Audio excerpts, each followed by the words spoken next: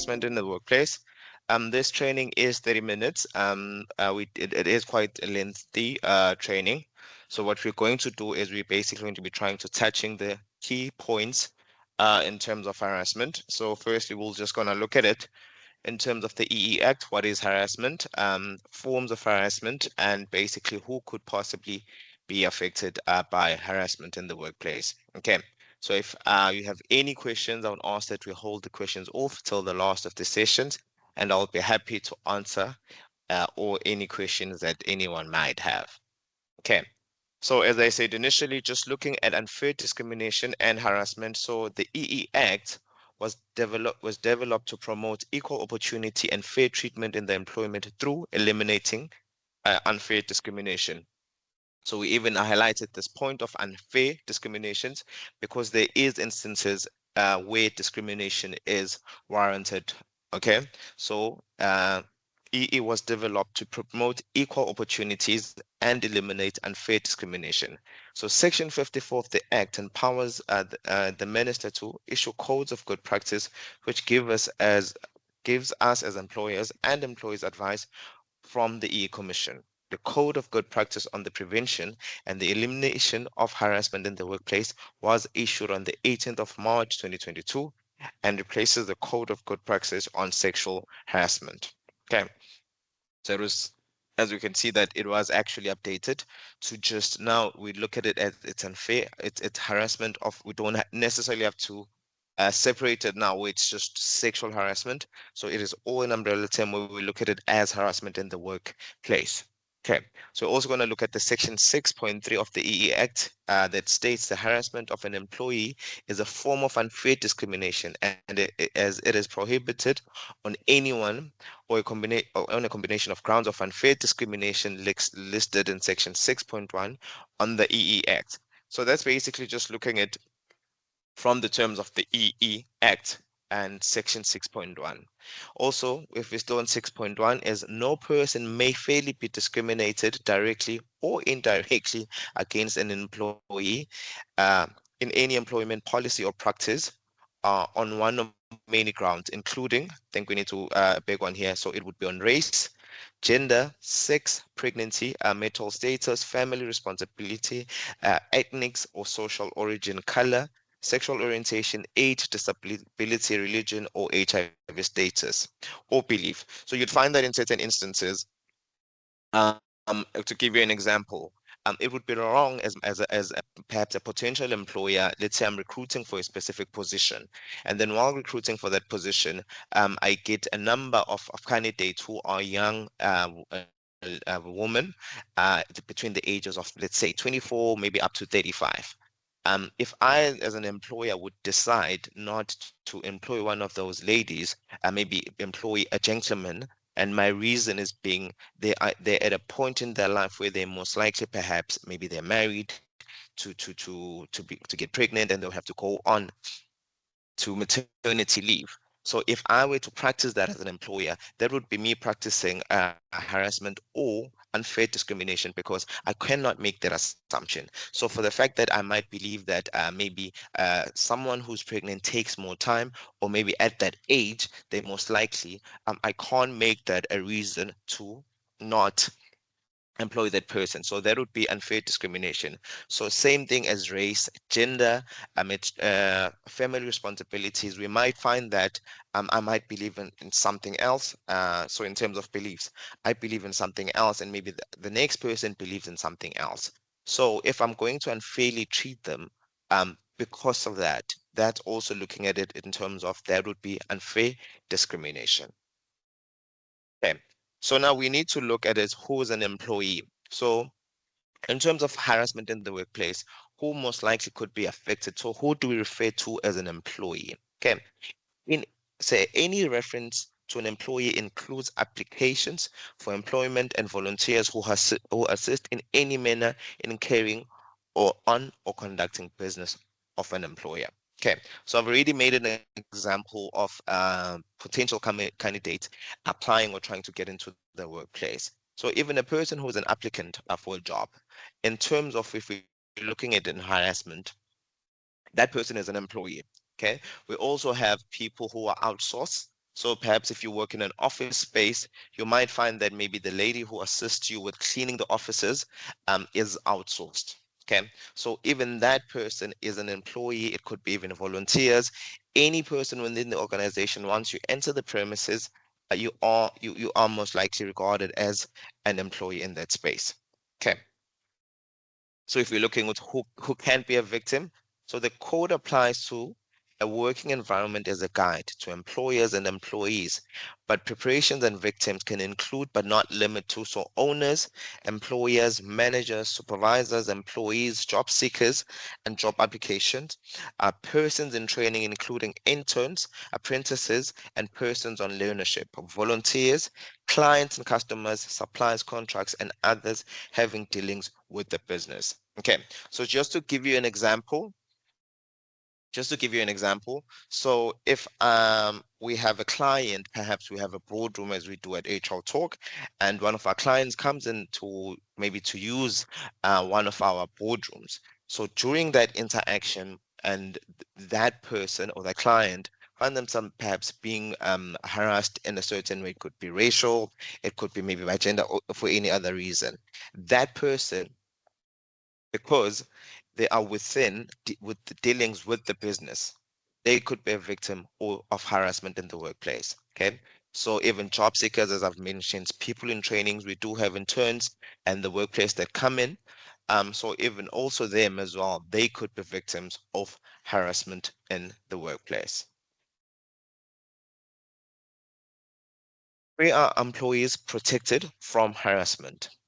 Any situation in which the employee is working or which is related to their work. This includes, but not limited to, the workplace, both public or private spaces in which people perform their work, places where people are paid to take the rest breaks or meal or use of sanitary washings or changing of or breastfeeding or medical facilities, work-related trips, travel, training events, or social activities, work-related communication, employer-provided accommodation, work transport, the location where the person works, if that place is not the employer's premises, so working virtually. Okay, so this is just looking where if we looking where are you protected as the employer now? Okay, so firstly you're looking at, so just to give you an example, if perhaps I would have to travel, so my work requires me to travel maybe to Johannesburg, and when I get to Johannesburg I have to book an accommodation, and while booking that accommodation I get harassed maybe by someone who works at the reception area. So as much as I'm not at work, and perhaps as much as that could be after hours, but the reason for the fact that I'm in Joburg purely for work reasons. So if I get harassed in any form of way, um, I can report that to my employer, and it needs to be attended to, because it's not just necessarily the fact that you are not in the workplace. So also we see we've included working virtually. So even if you're going for a meal, um, regulated, you doing whatever you're doing which is work related, and perhaps you go out for lunch, if in that space, it is important to know that if any form of harassment happens, you are protected. Okay, so even work related communication, so even if I have a work phone, which I use WhatsApp. So any communications that I have, whether it could be with clients, whether it could be co-workers, if there's anything that perhaps I could feel that this is some form of harassment, I am protected by my employer. I am protected as an employee in that situation. Okay. So now we're going to look at what is harassment. So, unwanted conduct which impairs dignity. So I always say this is the most simplest explanation that we could always give, because in some instances people would say certain things like it needs to be subjective. How did I know that the person wouldn't like this? So it is very clear, unwanted conduct. Okay, so a good example with this is you'd find someone who will make in the workplace, they will make sexual jokes. Okay. Um, it is quite clear with most people, someone sometimes they would laugh it off even though they're uncomfortable, but in some instances someone will be straightforward and probably say that please do not make that joke to me, or do not use that kind of tone with me, and it clarifies that from that moment that that conduct is unwanted. So the more if that person now jumps on and it starts arguing, no, it was only a joke. It was only a joke. I didn't mean in that way. But whether you meant it in a good way, whether you meant it as a joke, or whether you meant it because you had intentions perhaps of pursuing that, the reality is if it is unwanted and it impairs dignity, it is harassment. Okay. And which create hostile or intimidation work environment for one or more employees, or is calculated to, or has effect of inducing submission by actual threatening or adverse consequences. So to paint a picture in terms of a hostile environment, I usually use a harassment of which it's sexual harassment. Okay. So if we have maybe a manager on a senior position and perhaps an intern who's just coming into the workplace, they haven't really gotten the flow or understanding how the work environment works. And that manager uses perhaps the fact that they're in a senior position to exploit this intern, maybe perhaps for sexual whatever. Maybe I'm gonna make sexual comments or physical gestures. Okay, so you'd find that that in turn it is quite they're put between a hard place and a rock because one, this is an opportunity. I've just got into a place. I'm here to learn, and this is something that I've never encountered or thought would happen. And it puts that person in a situation where they no longer know how to navigate themselves. So already it has created a hostile environment for that intern. So now we know for certain that this is indeed harassment. Okay. Is related to one or more grounds in respect of the discrimination is prohibited in section 6.1. So we're still going back to section 6.1 and the EE Act, which actually categorize the different forms of harassment that we have. Okay, so it can't just be one, can't just be the fact that maybe because I believe that before a man and a woman stay together, they need to get married. And I have perhaps a co-worker, maybe who's living with their partners together, perhaps they're not married. As much as I might be entitled to my beliefs, I can't discriminate or harass that co-worker based on that. So it includes violence, physical, psychological, emotional, sexual, gender-based, and racial abuse. Physical force or power, whether threatening or actual against another person. Okay. So another good one is physical. So if we work together and we get into a position, perhaps we do not agree on something, and because I don't know, I am bigger than you, I threaten you physically, telling you that, listen, it's either my way or wait for me at the gate today, at the end of work today. Okay. So that person already, they will navigate in a hostile environment because now it's either Sabelo's way or um at 4 o'clock we'll be throwing punches outside the gate. Okay. So it could also be threatening, violence, physical, it could be psychological, emotional. When you emotionally harass someone, could be sexual. We've already given an example of that, gender-based and racial abuse. Okay. So defining what's unwanted conduct, the criteria that harassment involve unwanted conduct distinguishes harassment from accepted conduct. And determining the following must be asked: did the complainant communicate to the perpetrator that the behavior was unwanted? This can be verbal and non-verbal, directly or indirectly. This is usually also a very big one in terms of how do we distinguish that it was unwanted conduct? Okay. So if I'm going to go to my manager and say, Charlene harassed me the time I was doing my training online. Okay. So one of the questions, and in certain instances, some employees believe that the moment I lodge the fact that I was harassed, action must be taken. But unfortunately, it doesn't happen like that. It has to be investigated. And one of the first question needs to be asked is, was it communicated? So you'd find someone, I'm going to make an example, I'm going to sexually harass someone in the workplace, and then in my argument would be she didn't say she didn't like it. Okay, so communication does not only have to be verbal, or it doesn't have to be directed to me. That person could perhaps speak to the third person in the room, perhaps if I'm doing whatever I'm doing, um, maybe communicating that, could you please ask Sabelo to stop what he's doing? Okay, that shows that that's unwanted. Or even body language. So it could be the fact that that person, if I perhaps maybe I'm trying to give them a hug and they don't want me to hug them or touch them. If their body language, perhaps they cross themselves, turn their back against me, that itself shows that the person clearly is not willing to hug you. Okay, so it is important that it is noted that it is communicated that it is unwanted. If no communication, determine whether the conduct was such of a nature that the perpetrator knew or should have known it was unacceptable. Okay, so not all instances require for the complainant to actually communicate. So we also have to look at the conduct itself. So if it's going to be something, I'm going to see perhaps a colleague of mine, a female colleague of mine walking past the passage, and I'm like, nice change, and then I slap her on the behind.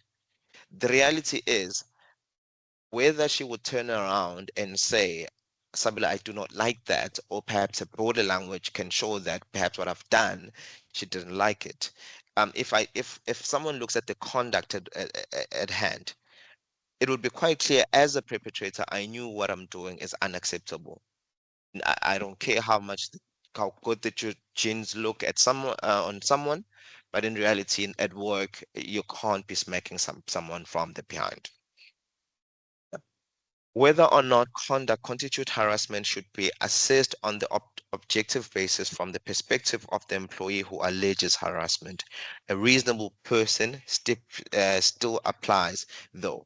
So that's a big one as well, where we have to keep a reasonable person. So if we're gonna look at the conduct. So I'm going to come as Sabelo and complain, or lay a complaint that I was harassed, and with all the investigation, all the questions that could be asked, but at some point it has to be applied that, is it reasonable for Sabelo to be upset, or for Sabelo to say he feels harassed because a colleague of them stuck their hand in his chest? Is it reasonable? And if the answer is yes, if I'm going to make a joke, and in my defense, I believe the joke is funny, but if that joke is repeated, and perhaps the person that I made a joke about, maybe the joke was racial, is the question would be, would it be reasonable for a person of that race to be offended by the joke? And if reasonable for that person to be offended, then we'll know, okay, this is indeed harassment. Okay, so harassment can be a single incident or an event repeated. Okay, so as I've said again, it differs from one instance to another. If someone is going to make a racial joke that is offensive, I don't think that in most cases they won't get multiple chances to do it. Perhaps they'll do it once. It would offend someone, and that person will report it. And in some instances, maybe intimidation. Takes it's not just one instance, it happens maybe in certain instances, just one incident that is reported, but in most cases you'd find that it would be reported because it has been a repetitive of events. So bullying, for an example, can be escalating process where the complainant ends up in an inferior position and becomes targeted of sentimental negative social acts. Okay, so as I did mention that this is quite a lengthy training, but just to cut it in short, because I know we have 30 minutes, I'll just skip on some of the slides. But yeah, okay, so type of harassment, it could be physical harassment, physical attacks, simulated or threatening violence gestures. So someone would be, if I'm going to have a disagreement with a fellow co-worker, and then I decide with all my 5 fingers in my hand, I just decide to point him with the one in the middle. That I might have not done anything physically to him or that person, but the gesture itself has a certain meaning, and we can't argue the fact that I just decided it was random. Charlene was annoying me, and then coincidentally enough, I just decided to raise one of my fingers. Okay, verbal bullying, threats, shaming, hostile, teasing, racist, sexist, or LGBTQAA plus form of language. Yeah, and then psychological harassment, which we can notice as emotional abuse. So these are all forms of, so if we're just going at each, sexual harassment, what it entails, factors establishing sexual harassment, unwanted, nature and the extent of the conduct and the impact. And then again, if you're going to touch on unwanted conduct, the conduct itself must be unwanted. This can be shown either verbally, as we've already touched on that. Complainant may request someone else to intervene and assist if they have difficulty doing this themselves. This also happens a lot in terms of if it's someone perhaps in a senior position, maybe dealing with someone at a bit lower position, where perhaps they'll use the power that they have. And when this person who's in a slight class lower position maybe does not know how to communicate that the act or the conduct is unwanted, they would perhaps seek assistance maybe from someone else within the organization. Could you please conduct, or could you please, on my behalf, perhaps channel to this person that I do not like this. That also helps when the complainant perhaps maybe lays the harassment charge. They can also use that person as a form of evidence or a witness that when this happened, to show that the act itself was unwanted. The first time it happened, perhaps I showed it with I didn't say it verbally, but my body language communicated that the conduct was unwanted. And when it persisted, it happened the second time. Perhaps I reached out to a colleague of mine, maybe asking for them to intervene and assist in speaking to this person that I did not like this. And even that perhaps would have failed. Yeah. If you want to look at the impact of conduct, so the conduct should constitute an impairment of the employee's dignity, taking into account the circumstances of the employee, the perspective position of the employee, and the perpetrator in the workplace. So with this one, we're going to make the example of a joke. If I'm going to make a joke that somehow makes fun of maybe somebody else's belief, okay? So if we're looking at that, at the impact of the conduct, it'll clearly show that the dignity of that employee is impaired, because this is something that I believe in. This is perhaps something that means something dearly to me. And for you to just turn around and make it a joke and try to make laugh about it. And when I complain about it, play it off that it was a joke. Okay. And the perspective of that person and the position of the perpetrator as well. So just touching in on racial, jumped on from sexual. So the factor to establish if we're looking at harassment or we're looking at just racial harassment, whether the language or the conduct complained of is abusive, whether the language or the conduct impairs the dignity, whether the language or conduct is directed at a particular employee or employees, the extent of the degree of the abuse, the impairment of the person, and the impact of the conduct. Okay.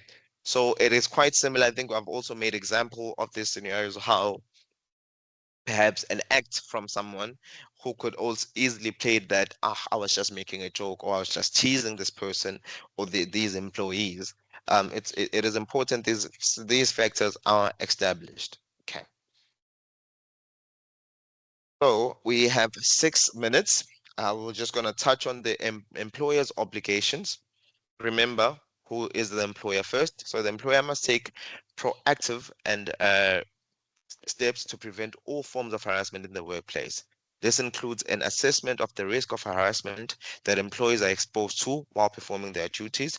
Employers should have a zero tolerance policy, and employers should attempt to ensure that a person such as a customer, suppliers, job applications, and others are not subjected to the harassment by its employees or any person representing the employer. Okay, so this is the responsibility of the employer now, that it is important that within your organization you need to ensure that you have zero tolerance for harassment, and you need to ensure that your employees within the organization are protected, not just your own or just your employees within the organization, even people who are coming in. So it could be suppliers, job applicants who are coming in. It is important that to ensure that they are protected from your employees, because it's not only that the people who work for you who are vulnerable to be potentially harassed. Your own employees could potentially harass people who are coming in the organization. If I'm going to be sent out, I work at HR Talk. I sometimes go out to clients to do discipline inquiries. So if I'm gonna leave here, perhaps let's say I'm going to which client, maybe I'm going to Toyota, and then I get there and I harass maybe someone there. It is important that my employer addresses that and ensures that that is dealt with. Because as much as I work for HR Talk, if I'm going to Toyota, I am representing HR Talk. Employers should attempt to ensure that employees are not subjected to harassment by the third parties such as client, suppliers, or others who have dealings with the employer. So even if I also go to Toyota, so now my employer needs to ensure that I'm not subjected when I get to Toyota. I'm not harassed when I get there. Perhaps I'm going to find a senior manager, whoever works there, and perhaps they're going to maybe racially harass me, or maybe perhaps on my belief, gender, or whatever. My employer needs to ensure that I am protected from that. And then policies and procedures should be provide a clear statement of employer's position on prevention, elimination, and management of harassment. Okay. So harassment policies should be communicated effectively to all employees. So it's not just enough as an employer to have policies in place in terms of harassment. It is important that it is communicated amongst all employees, and I think it's as frequent. I would advise as frequent as often, because we usually have new employees coming in. We use interns coming in. It is important that this is communicated. So should anything happen, they know exactly whom to talk to and which channel to follow. Only because it is quite unfortunate that someone might come in and be harassed only to find that they only learn of the channels to follow if they are feeling like they are harassed in the workplace, who use, but they were not available or they were not made mention of. Okay, so what I'm going to do is I am going to stop it. We have 3 minutes before our allocated time for this training is up. So what I'm just going to do is I'm going to allow any person who might have any questions. You can go right ahead. Can someone report harassment on behalf of another person? Okay, so that's actually a good question. So unfortunately, in terms of harassment, you can witness. So if I'm going to witness, for instance, let's say I see a senior manager walking in and perhaps touching Charlene, she's going to be it, for example, because she's sitting next to me. In a way that I somehow might believe that, ugh, I wouldn't be comfortable with it. As much as you could tell someone about it, but if Charlene does not report it, I can't, it's like getting offended on behalf of someone. So if perhaps someone makes a joke, maybe about an African person, I'm an African person, and then on their behalf they get offended. If I'm not offended, it's so it can't be noted as harassment if the actual perpetrator is not um does not feel affected, because again we're going to unwanted. So if the person didn't say I don't want it, or didn't show the fact that they didn't want this, we can't complain on their behalf. Okay, how does harassment apply to job applicants? So initially there's an example that I made. So in terms of job applicants, so if I'm going to put out a post that I have a vacancy in the workplace, and then, or I'm going to use maybe race as harassment in this instance, and then everybody applies, and in my selection as a person who was advertising the vacancy, I exclude, um I'm going to use African people. It's this is an example. I'm going to make an example about me. I'm going to exclude African people, and then my reasoning, I would say, I believe perhaps maybe they're lazy. Okay, this is an example. So I don't believe African people are lazy, but anyway, it's an example. So that itself would be harassment, because now, firstly, you've gotten excluded for a possible job opportunity based on what I think. Okay. There's an example that I made earlier as well. A lady who's pregnant, or a woman between the age of 25 and 35. I can't exclude them simply because I'm going to say that they are at an age where I believe perhaps they will be having kids or will be going away and onto maternity leave, and I do not want that. I can't do that because it would basically be it's excluding them. So I'm discriminating them unfairly, of which that constitutes as harassment. Does bullying form part of harassment? Absolutely. So with one of the ways we mentioned, in terms of harassment, it involves even physical gestures, um, bullying. So if someone's action within the workplace have now made me uncomfortable, it's hostile. So yes, it could actually even be bullying. So it is categorized as harassment. Okay. Can a company communicate the harassment policy on an email platform to all employees? And does each employee need to sign as a part of an addendum LOA? If not included in an LOA, employees does sign the HR policy manual, which includes the harassment policy. Uh, okay, let me read this again. Can a company communicate the harassment policy on an email platform to all employees? And does each employee need to sign as a part of addendum? Okay, so to answer this question, that is correct. So you can communicate with the company, with the employees, send out the harassment policy, and just to confirm that this has been read, you can have them sign it, uh, just to confirm that, listen, I've read through this IMO, and then that could be filed. Um, so in some you can't the expectation is you can't do it every 2 weeks or every month, but my suggestion is we do it as often as possible just to ensure even that the people who are coming in, we have new employees, they are aware of the policy. And obviously if they have their take on information, it would be on the in the package within the policies in the workplace. So I think it would be covered. What suggestions do you have in respect of situation where one person accuses another of a minor physical assault, but it is one person's word against the other, and the two versions conflict and maturely destructive? How does one proceed with that? Okay, so to answer that question is, as I said, that obviously if someone is going to allege harassment, it has to be investigated. And just to give an example in terms of a disciplinary inquiry, if I'm going to maybe it's going to be alleged that I did something, there needs to be reasonable and a reasonable. So the thought of it, it needs to be reasonable. So if these two versions, the one version does not make sense and the other, these two are conflicting, the reality is that it's quite hard as an employer to make a full-on decision based on information doesn't make sense. So the one person who's alleged that I was assaulted, if this happened, there was no one present, there is no form of tangible proof. It will be quite hard for you to make the conclusive decisions. But I think what I can do, just to answer this question, Carlo, you can send perhaps an email, maybe perhaps you can look in maybe into the actual details itself. Perhaps we could be able to assist, but it is quite hard if the two versions of the stories do not make sense, and there's perhaps no even a third person who could come in as sort of have evidence that could help you distinguish exactly what actually happened. Okay. How can an employer prevent harassment matter to result in defamation of character case if the perpetrator is found to be innocent after the investigation? Okay.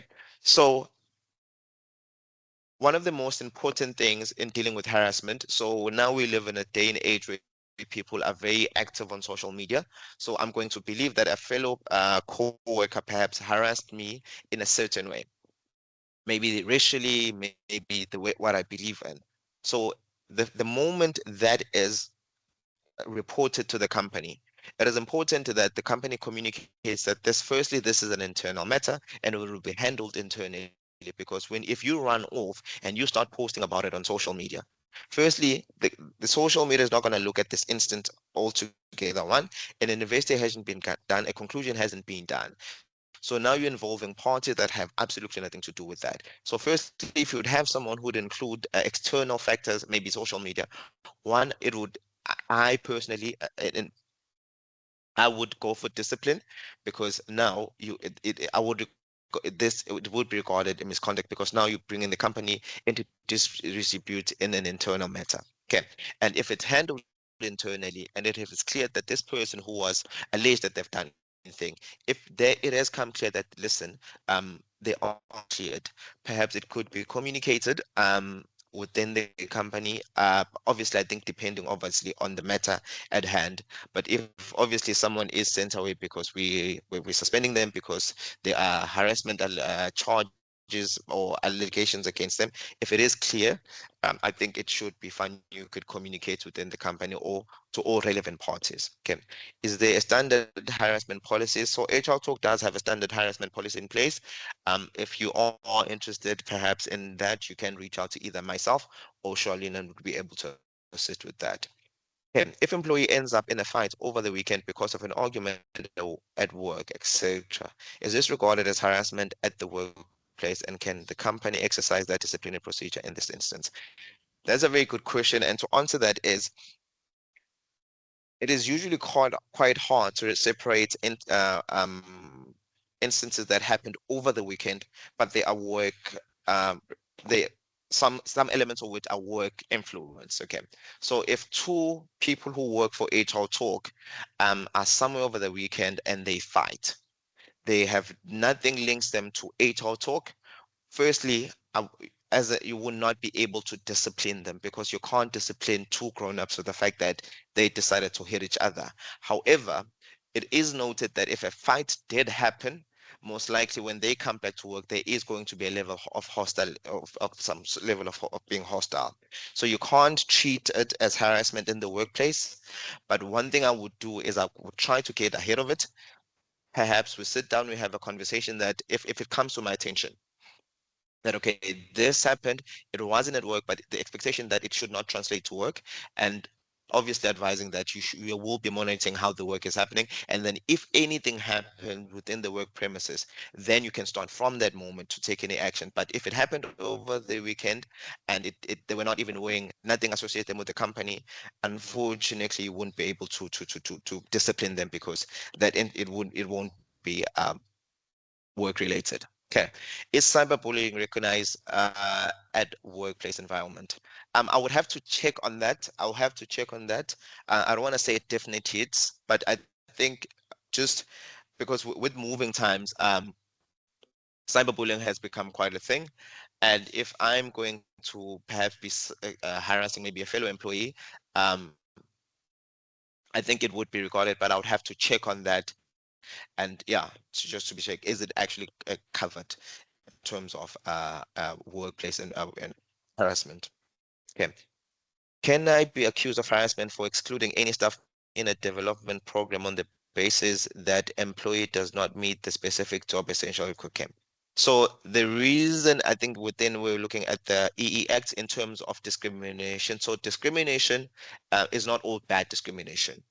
Okay, so that's why we use the word unfair discrimination. So in these bases of, so if you're going to discriminate against that person and you have a reasonable or justifiable reason why you did it. So in this case, they do not meet the specific job essential requirements. That's a valid reason. So it wouldn't be a fair discrimination. So this is actually fine. Okay. Can you use a grievance policy for employees to report harassment? Okay. So these when we're going through harassment, we actually categorize them the brackets they could fall under, of which with the grievance, it is a it doesn't also it doesn't necessarily focus on on specific those one, which is racial, gender, pregnancy, all of those. So I would keep them separate. If I'm dealing with the grievance, I would deal with the grievance. If I'm looking at the misconduct or the conduct that is reported and I see the elements of this is harassment, I would deal it with a harassment as harassment, but I wouldn't try to interject them or to combine them as one process. Yeah, and then this is the last question is what happened in a case where all employees have a way they speak to each other and they can make funny jokes amongst themselves, but where particular employees make the same jokes, the others see it as a harassment. That's a good one, Zinzi. We have one of our clients. It's a factory type of setup. So in a factory type of setup, it was predominantly most men who work there, and generally it would be normal for them to just swear at each other. As much as it wasn't allowed, but it wasn't something that wasn't it wasn't it happened. Nobody complained about it. There were jokes, there would be slays, and then one person one day, I'm not sure if he woke up on the wrong side of the bed, but got offended. Okay. So now the question is, remember the questions that we have to, the factors we need to consider. Was this unwanted? Okay. So if 2 weeks ago, Charlene, I was okay with Charlene perhaps calling me a certain nickname, and then two weeks later, I have a problem. The reality, and I also use a similar, I use a similar joke as well, so it is important that we apply. So when we're making the investigation or we're checking all these facts, we actually apply ourselves. So as much as the word, if we look at the word from face value, we might say, okay, this could be considered harassment. But if we look at certain factors that you've also maybe made these kind of jokes, and so if you thought it was okay, how is it not okay when it comes back to you? So I think it is important that it is unwanted. So if you're okay with it today, how are you not okay with it tomorrow? Okay. So what I would do perhaps as an employer is, if perhaps maybe the elements of that are trying to surface where they all made these kind of jokes and then nobody had a problem with it, but some people are starting to have a problem with it, is basically just cutting it off. Perhaps we're going to have a meeting where we discuss that, listen, um, perhaps going forward, this is what's going to be expected. We can't make this. But in that one instance, we can't now turn around and say it's harassment because now you decided to get offended today.